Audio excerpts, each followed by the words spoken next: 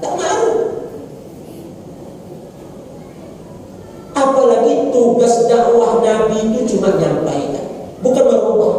Saya ulangi, Nabi itu cuma nyampaikan, bukan merubah. Yang merubah itu Allah Ta'ala. Wa ma 'alaika illa al-balaghul mubin. Ada kewajiban engkau wahai Muhammad kecuali menyampaikan perintah Allah dengan nyata. Itu saja. Sampaikan, tidak terima, alhamdulillah. Tidak masalah.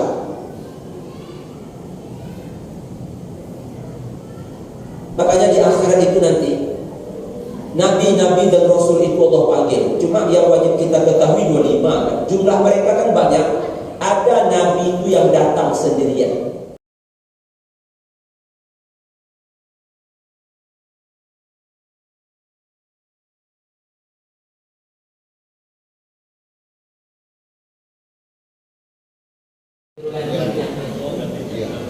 Bismillahirrahmanirrahim. Assalamualaikum warahmatullahi wabarakatuh. Waalaikumsalam warahmatullahi wabarakatuh. Alhamdulillahilladzi arsala rasulahu bil huda wa dinil haqq liyuzhirahu 'ala dini kullihi wa kafa billahi shahida. Asyhadu an la ilaha illallah wahdahu la syarika lah wa asyhadu anna Muhammadan abduhu wa rasuluhu la nabiyya ba'dah. Rabbi shrah li sadri wa yassir li amri wahlul 'uqdatam min lisani yafqahu qawli. Qala Allah Ta'ala fil Qur'anil Karim, a'udzu billahi minasy syaithanir rajim. Ya ayyuhalladzina amanu taqullaha haqqa tuqatih wa la tamutunna illa wa antum muslimun. Shadaqallahul azim. Yang sama-sama kita muliakan dan semoga dimuliakan oleh Allah Ta'ala, Bapak Ketua bersama seluruh pengurus Masjid Al-Arafah yang kita muliakan dan semoga dimuliakan oleh Allah Ta'ala, Imam Masjid Al-Arafah, dan yang kita muliakan dan semoga dimuliakan oleh Allah Ta'ala Bapak RW, Bapak RT, Bapak kami, tokoh masyarakat bersama seluruh jamaah tamu-tamu Allah yang berbahagia. Terlebih dahulu marilah kita bersyukur kepada Allah Ta'ala. Kita ucapkan alhamdulillahirabbil alamin. Sampai malam ini tak berhenti Allah Ta'ala memberikan banyak nikmat untuk kita, sampai-sampai tak bisa kita menghitungnya. Bahkan Allah Ta'ala berjanji jika kita bersyukur nikmat ditambah lagi. Tapi awas, yang tak bersyukur sesungguhnya azab Allah Ta'ala itu sangatlah pedih. Semoga kita termasuk hamba yang pandai bersyukur kepada Allah Ta'ala. Amin ya rabbal alamin. Kita perbanyak pula salawat dan salam. Kita mohonkan kepada Allah Ta'ala semoga senantiasa dilimpahkan kepada Nabi tercinta Muhammad sallallahu alaihi wasallam. Kita ucapkan Allahumma salli ala sayyidina Muhammad wa ala ali sayyidina Muhammad dengan sering bersolawat, terlebih di malam Jumat dan besok di siang Jumat. Semoga dengan izin Allah Ta'ala kita mendapat syafaat dari Nabi Muhammad sallallahu alaihi wasallam di hari akhirat nanti. Dan besar harapan kita kepada Allah Ta'ala, semoga Allah masukkan kita ke dalam surga bersama baginda Rasulullah sallallahu alaihi wasallam. Amin ya rabbal alamin. Jemaah tamu-tamu Allah yang berbahagia, dalam hidup ini tanpa terkecuali semua kita pasti ingin menjadi orang yang beruntung. Tak ada kita yang ingin menjadi orang yang merugi. Usahakan rugi, pulang modal saja kita tak mau. Sekali lagi, apa maunya kita? Menjadi orang yang beruntung. Begitu juga dalam hidup ini, tak ada kita yang ingin kalah, seri saja kita tak mau. maunya kita pasti menjadi orang yang menang. Betulkah kita ingin beruntung? Betulkah kita ingin menjadi orang yang menang? Kalau memang betul, memang ia mau, bagaimana caranya? Kita diperintahkan oleh Allah Ta'ala untuk berhijrah dan berjihad.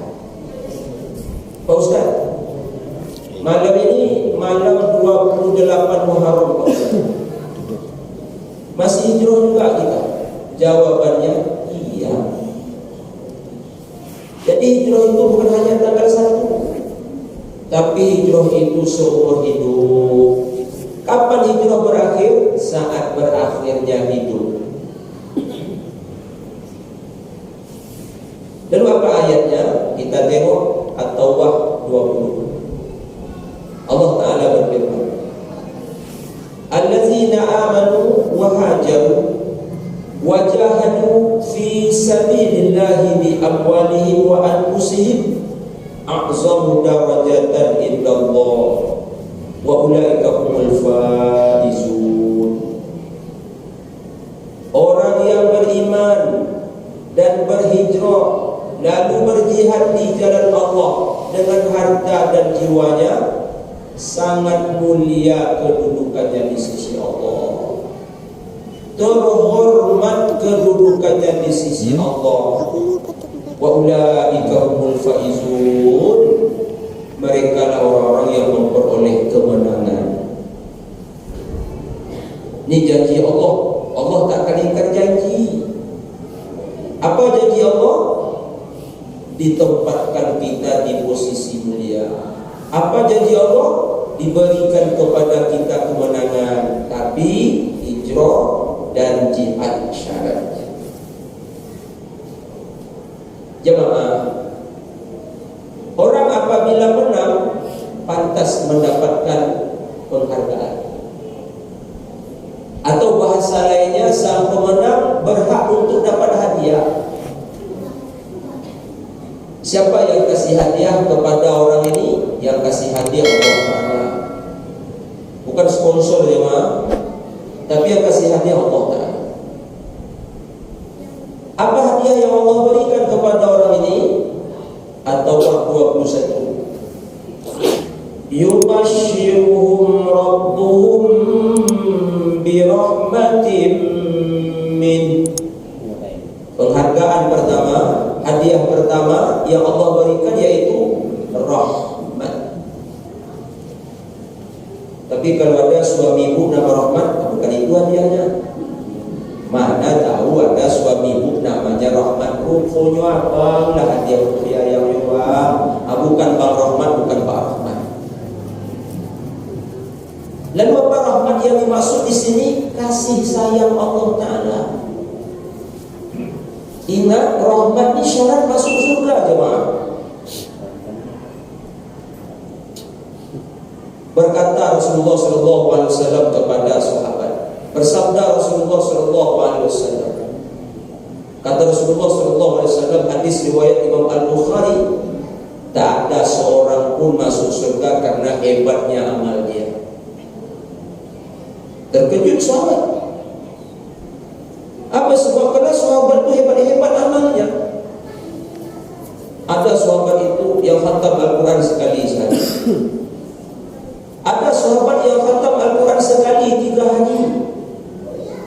Semalas-malasnya sahabat masih bisa khatam Al-Quran sekali seminggu. Mirip-mirip jemaah lah, sekali seminggu khatam, sekali seminggu khatam. Pokoknya amal sahabat itu luar biasa. Tapi Nabi katakan tak seorang pun masuk surga karena hebatnya amal dia. Bertanya sahabat radhiyallahu anhum ajma'in kepada Rasulullah sallallahu alaihi wasallam, termasuk engkau ya Rasulullah? Nabi jawab, iya, aku juga. Lalu sahabat nanya, kalau begitu apa yang menyebabkan engkau masuk surga ya Rasulullah? Rahmat dan ampunan Allah. Jadi rahmat ini syarat masuk surga. Ingin dapat rahmat, mesti berhijrah dan berjihad di jalan Allah. Apa penghargaan berikut, apa hadiah berikut yang Allah berikan kepada sang pemenang ini? Waridwan, dapat keridhaan. Ridho itu apa? Ridho itu puas. Ridho itu apa? Senang. Allah puas, Allah senang sama kita. Ridho itu begini maksudnya. Beribadah, Allah terima. Ada salah, Allah ampuni. Namanya aja Allah dah ridho, Allah dah senang, Allah dah puas. Siapa yang sudah dapat ridho ini? Para sahabat. Makanya di ujung nama sahabat ada radhiyallahu. Itu bukan didapat di perguruan tinggi, tapi itu didapat langsung dari Allah Ta'ala.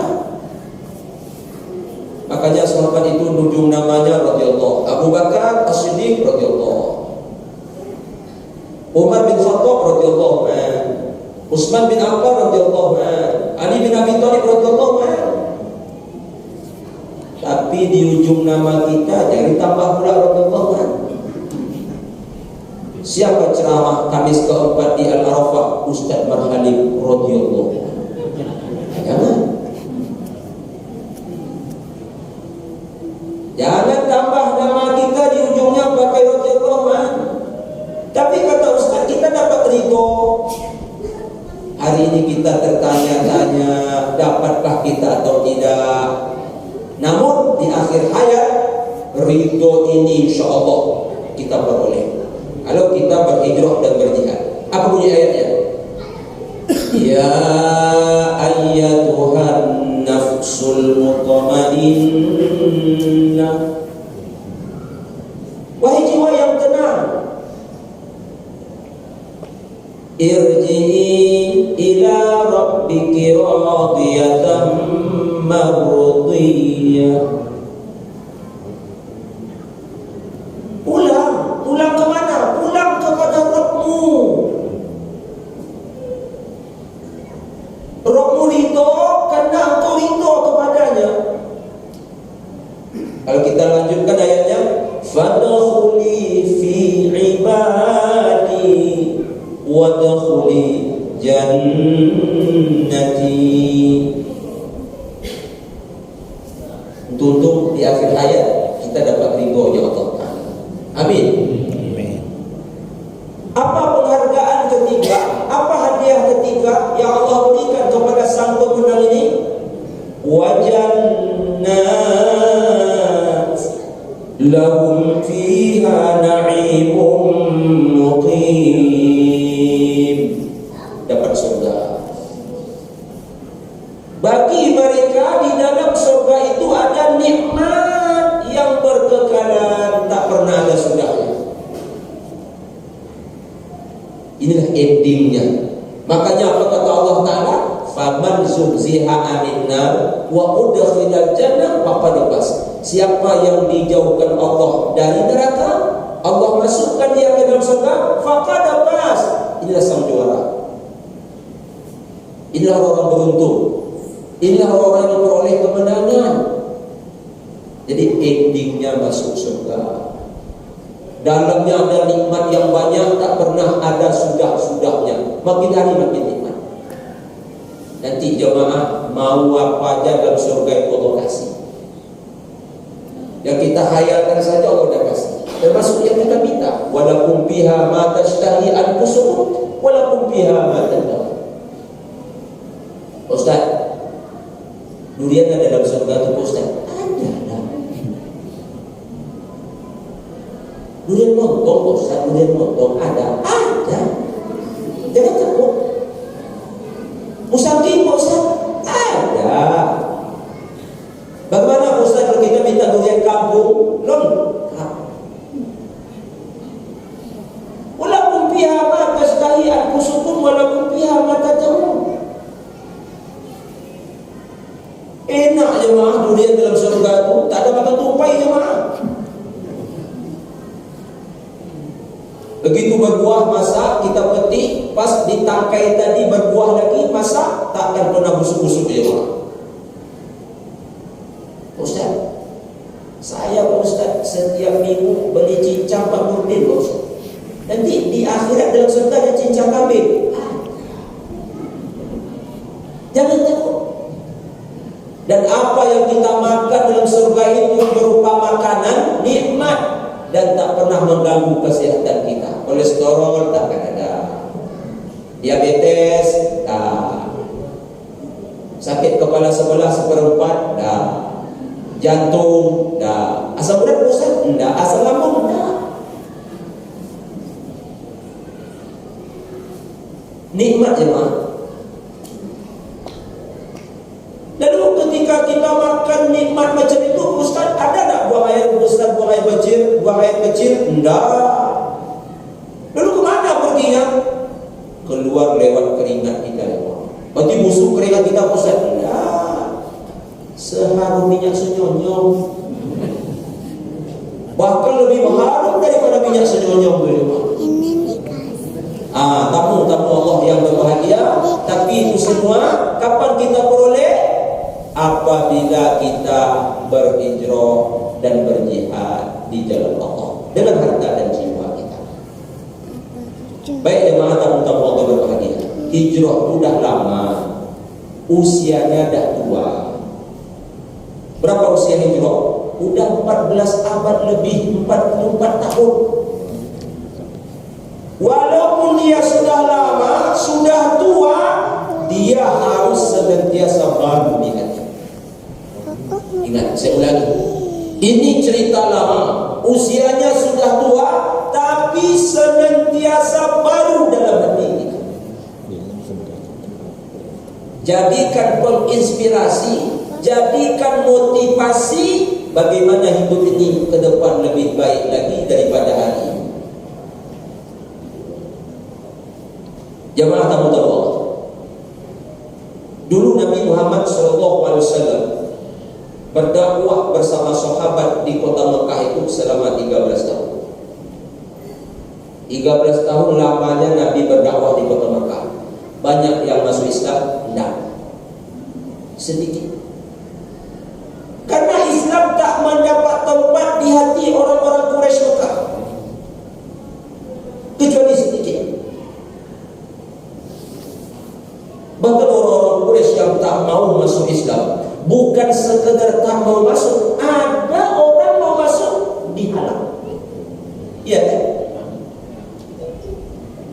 Harusnya kalau dia tak mau masuk, lantaklah, terserahlah. Orang mau masuk, jadi dihalang. Tidak, dia tak mau masuk, ada orang nak masuk, dihalang,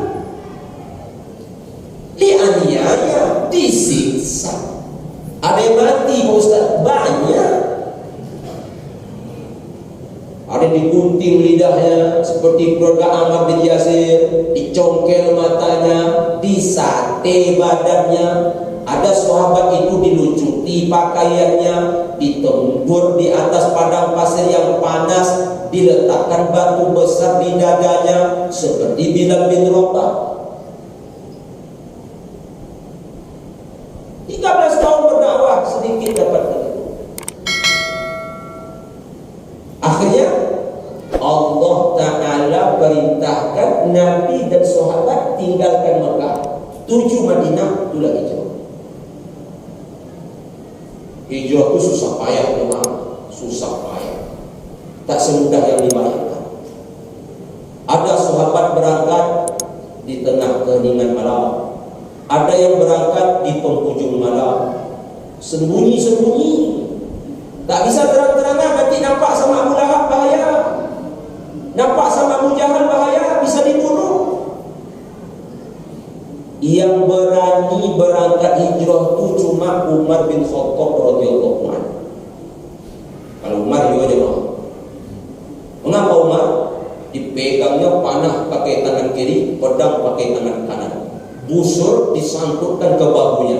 Pergi Umar ke Masjid Haram, tawaf dia 7 kali di Ka'bah. 7 kali jemaah. Jangan lebih. Jadi tawaf itu dari dulu sampai sekarang 7 bulan. Teman-teman iman buat 7, kurang Pak Ustaz, ada bikinnya 14.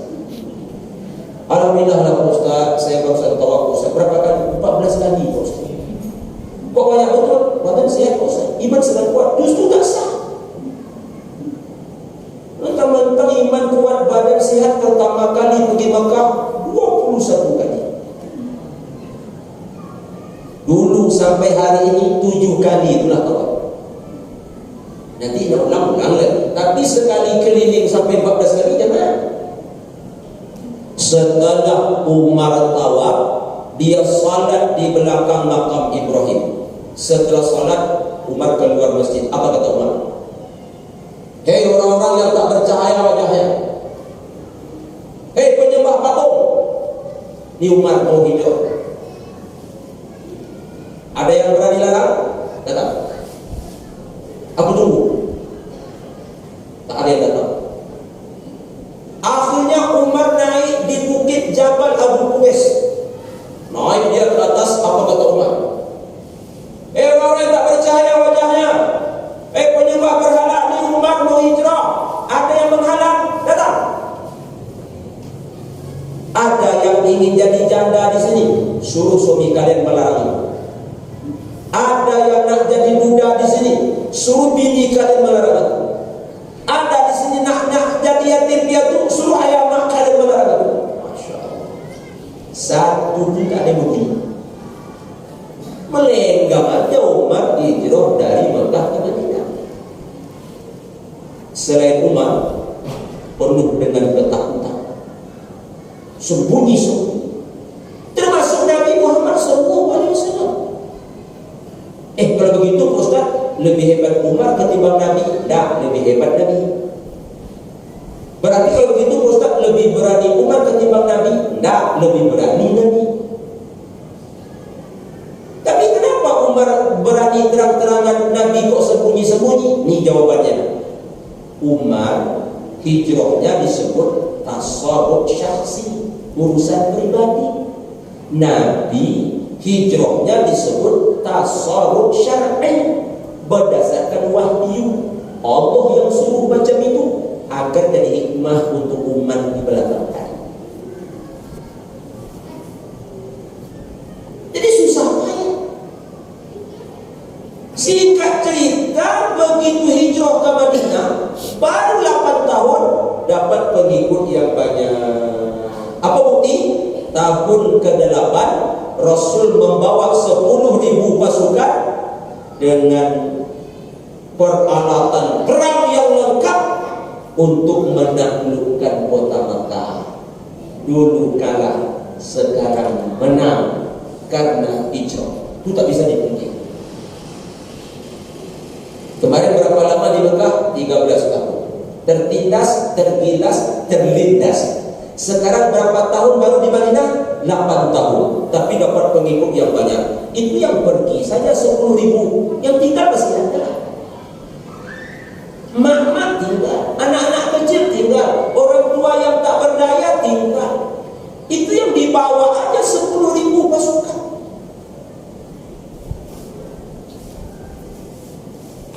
Sampai di Mekah, menengok Nabi membawa 10.000 pasukan lengkap dengan peralatan perangnya, ada pedang, ada panah. Orang Quraisy ketakutan.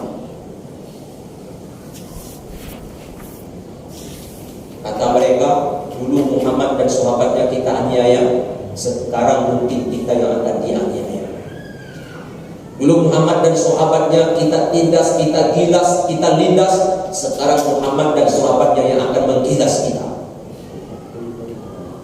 Tapi seperti itukah Nabi? Tidak. Nabi masuk Mekah menundukkan kepala, sampai-sampai jenggot Nabi hampir kena ke punggung unta. Nabi tak angkat kepala, tak tahu. Awas kalian, aku bunuh, aku balas dendam hari ini, aku azab kemarin sama kalian. Awas kalian. Nabi tak ngomong macam itu. Mengapa Nabi? Tawadhu, rendah hati, bahkan menundukkan badan. Sampai-sampai saya ulangi, jenggotnya hampir kena ke punggung unta. Begitu masuk kota Mekah, apa kata Nabi? Hai orang-orang Quraisy, ini hari bukan hari balas dendam. Ini hari berkasih sayang. Yang tetap di rumah aman, yang di masjid aman, yang di rumah Abu Sufyan aman. Siapa Abu Sufyan? Bos kafir Quraisy. Abu Lahab dah mampus dah. Abu Jahal dah mampus juga waktu itu. Jadi bosnya ketika itu Abu Sufyan. Jemaah, masuk Nabi dalam Ka'bah. Dalam Ka'bah ada patung mirip wajah Ibrahim, ada patung mirip wajah Ismail. Oleh Nabi Muhammad dihancurkan patung ini. Di sekitar Ka'bah ada 360 ekor patung dihancurkan oleh Nabi. Menang jemaah. Syirik hilang, berganti tahu. Itu lagi tahu.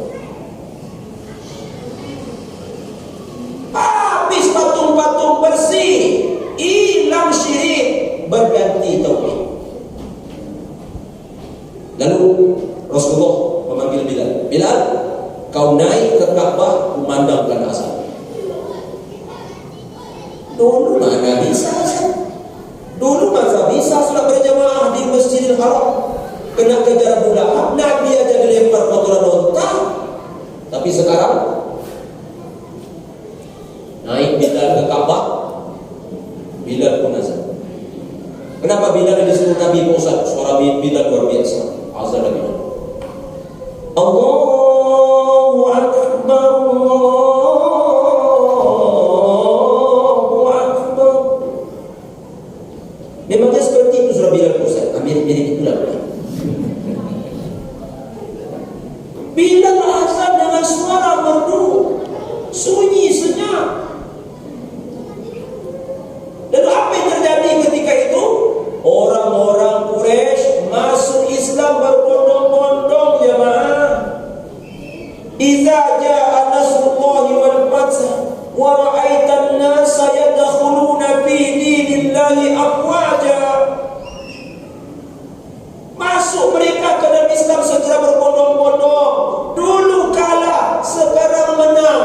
Dulu tertindas, sekarang menang. Dulu banyak syirik, banyak patung, sekarang habis berganti tauhid. Itulah itu. Anak Abu Sufyan namanya Muawiyah pun masuk Islam hari ini. Cuma Abu Sufyan ini karena dia bos dah, jadi agak-agak lainlah perasaannya. Namanya bos. Datang dia kepada Nabi Muhammad SAW. Muhammad, aku rencana nak masuk Islam juga. Tapi aku pikir-pikir dulu Muhammad ya. Kalau setelah aku timbang-timbang nanti, kalau jadi aku masuk, aku kasih tahu sama kau. Kalau tak jadi kita apa kan? Nabi nanya, berapa lama kau pikir? 1 minggu Muhammad. Abu Sufyan, bukankah seminggu itu sebentar? Kau tambah seminggu lagi. Setelah kau berpikir 2 minggu, belum juga ada keputusan, kau tambah seminggu lagi. Setelah kau berpikir timbang-timbang, belum juga bisa memutuskan, sekalian 4 minggu Abu Sufyan, cukupkan sebulan. Apa maknanya? La ikraha fiddin. Tak ada paksaan nak masuk Islam ini, tak ada paksaan. Nak masuk nanti nak lantak lah situ. Paman sya'a falyu'min wa man sya'a falyakfur. Yang nak beriman, yang nak kafir. Beriman seluruh penduduk bumi, terangkat derajat Allah, tidak. Allah sudah mulia dah. Kafir seluruh penduduk bumi, turun derajat Allah, tidak. Taat kita setaat-taatnya ke Allah, Allah dah untung. Maksiat kita semaksiat-maksiatnya ke Allah, Allah tak rugi. Kalau kita taat yang untung kita, kalau kita maksiat yang merugi kita, bagi Allah enggak ngaruh. Apalagi seorang Abu Sufyan, tak ngaruh. Apalagi tugas dakwah Nabi itu cuma nyampaikan, bukan merubah.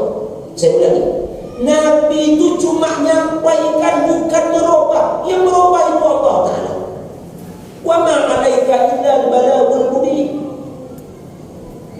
Ada kewajiban engkau wahai Muhammad kecuali menyampaikan perintah Allah dengan nyata. Itu saja, sampaikan.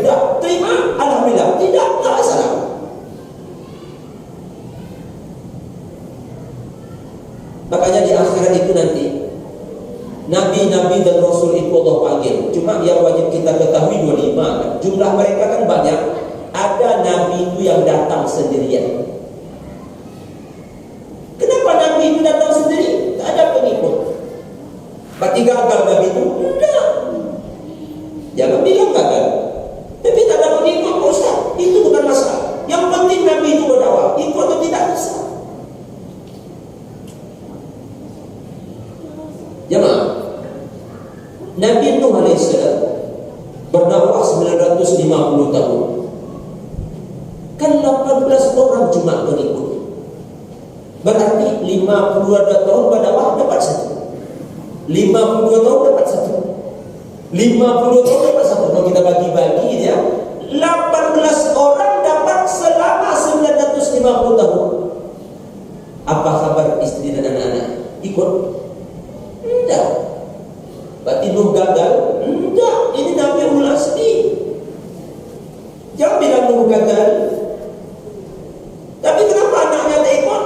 Nabi itu bukan merubah, nyampaikan aja. Kenapa anak dan istrinya tak ikut? Nabi itu bukan merubah, sampaikan. Jemaah, kita kenal Abu Lahab kan? Bukan kenal muka, karena tak pernah bersua, kenal cerita. Dan kita kenal juga Abu Thalib. Orang itu dua beradik kan, jemaah. Abu Lahab anak Abdul Muthalib. Abu Thalib juga anak Abdul Muthalib. Kan dua beradik kan? Cuma bedanya Abu Thalib baik, Abu Lahab jahat. Tapi dua-duanya tetap tak masuk Islam.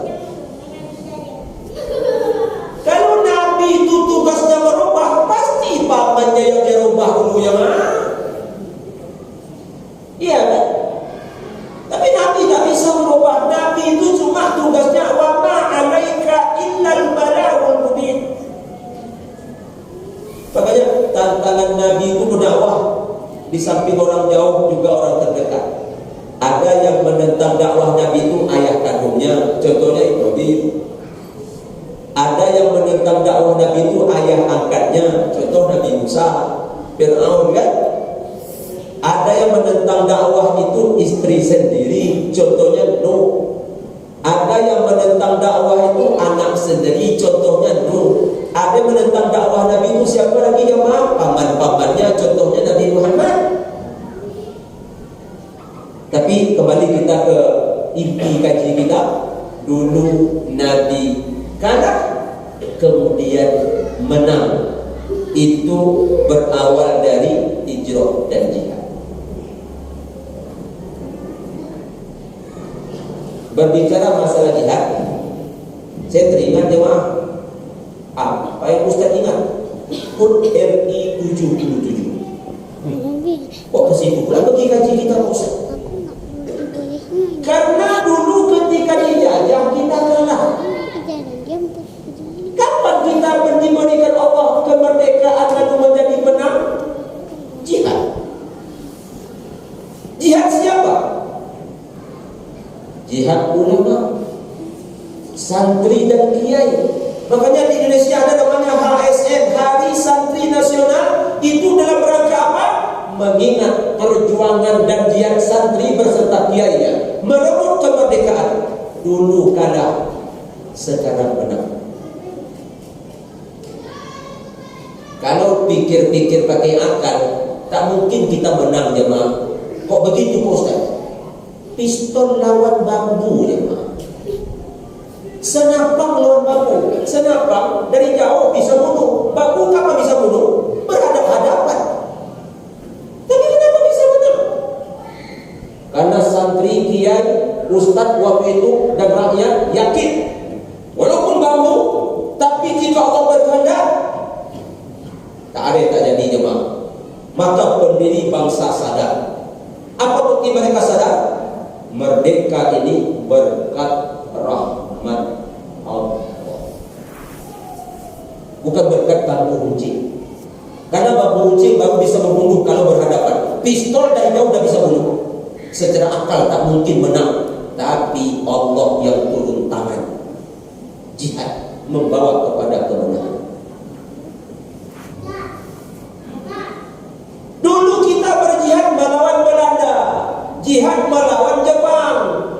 Jepang dah pulang, Belanda dah pulang.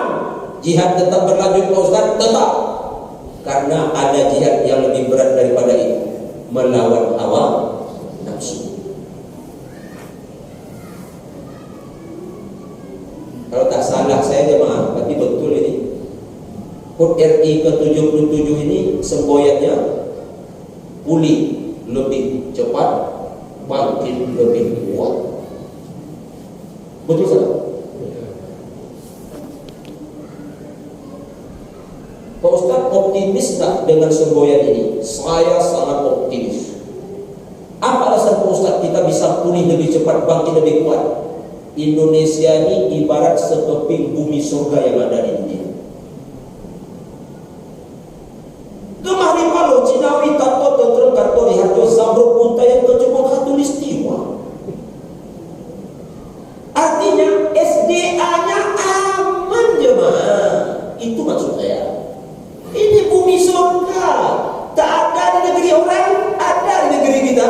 Ada di negeri kita, belum tentu ada di negeri orang. Jadi untuk pulih cepat, yes. Untuk bangkit lebih kuat, yes. Ini Indonesia jemaah. Luas lautnya, luas hutannya banyak, danaunya banyak, sungainya banyak, minyaknya banyak, timahnya banyak, emasnya banyak, nikelnya banyak, batu baranya, pokoknya apapun banyak semua. Tapi udah saja Pak. Kalau maghrib ini cepat betul. Awak baru mulai sudah masuk Isya. Kalau kita sambung setelah Isya macam mana? Siap. Sambung? Saya tak sanggup ni mah.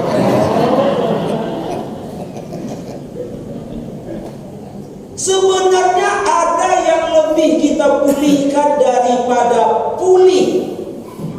Bangkit lebih cepat, bangkit lebih kuat. Apa itu? Memulihkan iman dan takwa. Karena yang bermasalah di negeri kita bukan sumber daya alamnya, bukan sumber daya manusianya, tapi mental spiritualnya. Itulah yang dipulihkan,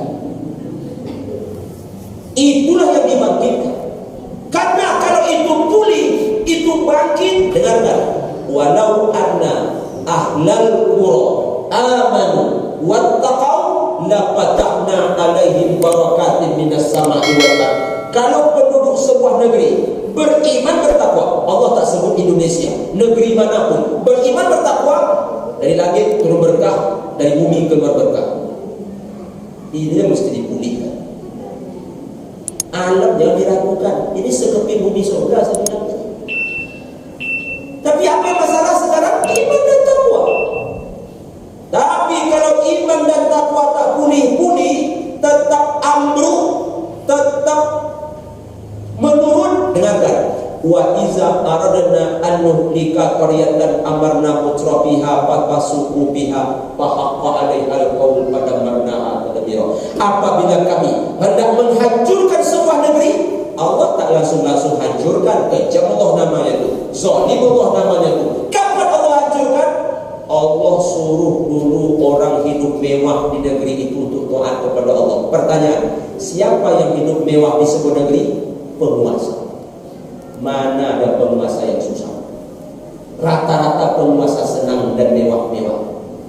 Ada bupati susah, gubernur susah, presiden susah. Mereka lah yang hidup mewah. Kata Allah, taati Allah, pulihkan iman, pulihkan ketakwaan. Ternyata mereka yang hidup mewah, maksudnya di sini penguasa, papasaku pihak, petantang petenteng, melawan ke Allah. Fahaqqa 'alaihal qaul fadamarnaha tadbira. Berlakulah perkataan Allah Ta'ala, berlakulah hukuman dari Allah. Apa itu? Kami hancurkan negeri itu sehancur-hancurnya. Inilah yang mesti dipulihkan. Tapi waktu Isya masuk ya mak, kita cukupkan sampai di sini. InsyaAllah panjang musim pada bulan depan kita berjumpa kembali.